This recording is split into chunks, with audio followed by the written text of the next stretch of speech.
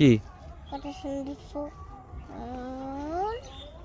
এটা কি কত সুন্দর ফুল হইতো না। দেখেন মুখের অবস্থা করছে কি দেখছেন আলা?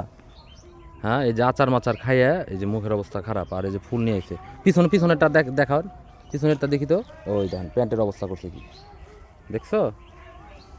দেখছো তুমি প্যান্টের অবস্থা কি করছো? এই যে দর্শকদের দেখাই দিলাম। হাতি মিঠু। এই প্যান্টে ময়লা পড়াইছো কেন? ওদে এটা এটা গোলাপ মতো। গোলাপ ফুলের গোলাপ ফুলের মতো ভালো হয়েছে।